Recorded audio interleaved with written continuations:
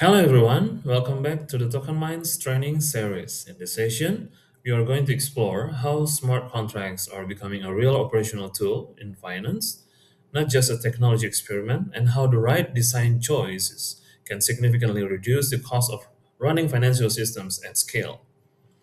The session focuses on two outcomes that matter most for financial teams. The first is how automation through smart contracts removes manual work in payments, settlement, and reconciliation.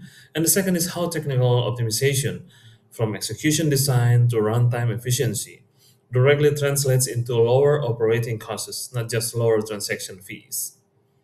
Smart contracts have moved beyond pilots and proofs of concept. They are now embedded in the core of financial operations, running payment flows, settlement logic, collateral controls, and even compliance processes. The real advantage for institutions is not innovation for its own sake, but replacing slow, manual workflows with deterministic systems that scale predictably and reduce operational risk. Lowering costs in financial systems start with architecture, not pricing. When execution is efficient, settlement becomes faster, automation becomes affordable at scale, and compliance becomes rule driven instead of labor intensive. The real savings come from reducing processing overhead, shrinking exception handling, and turning repeatable decisions into automated logic. One of the biggest cost drivers in finance is manual coordination.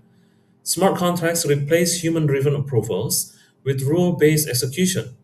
So instead of tickets, batch jobs, and handoff between teams, workflows follow predefined state machines that enforce rules automatically. The result is fewer touch points, fewer errors, and dramatically less time spent resolving exceptions. So this explains how operating cost is reduced at the code execution level. The first step is simplifying execution paths so contracts follow predictable flows instead of dynamic branching, which reduces gas usage and lowers the chance of unexpected edge cases. The second step is minimizing storage reads and writes by consolidating state changes into fewer operations, because storage access is one of the most expensive actions on chain. The third step is optimizing memory handling by using modern opcodes like MCOPY, which moves data in a single instruction instead of repeating low-level copy operations. The final step is structural logic, so batch processing happens in one controlled execution cycle rather than across multiple fragmented calls. So together, these changes make contracts cheaper to run, easier to audit, and more stable in production environments. So this looks at cost reduction from a system architecture perspective. The first step is moving high volume execution to layer 2 environments where transactions can be batched and compressed before being finalized on the main chain. The second step is separating computation from settlement. So complex logic runs off chain while only verified results are written on chain.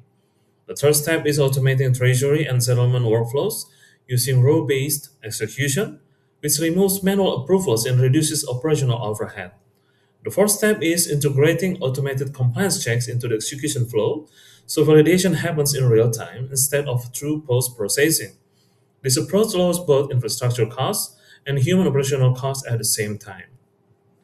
So this shows a concrete technical upgrade that directly reduces execution costs.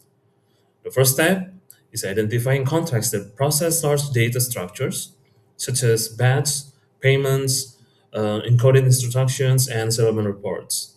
And the second step is replacing repeated memory copy loops with the MCOPY opcode, which performs memory transfer in single optimized operation. Third step is restructuring contract functions so data preparation happens once per transaction instead of once per function call. And the final step is benchmarking execution before and after optimization to measure real gas savings and throughput improvement. In financial, workloads that rely on batching and data heavy processing. So these changes translate directly into lower per transaction cost and higher system efficiency. So beyond EVM optimization, institutions are also adopting new execution models like layer 2 systems, which enable off-chain processing with on-chain security, making high-volume payment flows economically viable, and wasm-based runtimes reduce instruction overhead and support parallel execution for heavy workloads. Off-chain computation with on-chain verification allows complex automation without paying full execution cost for every step. These ideas are already in production. JP Morgan Kinexys and City Token Services process large volume of encoded financial data using optimized execution environments that reduce instruction overhead for batch processing. HBC's Contour network applies off-chain document validation with on-ledger verification, compressing trade finance workflows from days to hours while operating at a fraction of traditional cost. These examples show that cost reduction is not theoretical. It is already happening in live financial systems. So the next phase of blockchain adoption in finance will be driven by cost efficiency. Question is no longer which chain is cheapest, but which execution model delivers the lowest cost per automated transaction at scale. So thank you for watching. If you are ready to use smart contracts not just to innovate, but to meaningfully reduce operating costs in your financial systems, reach out to Token Minds. We'd love to help you design automation that scales efficiently, securely, and with real business impact.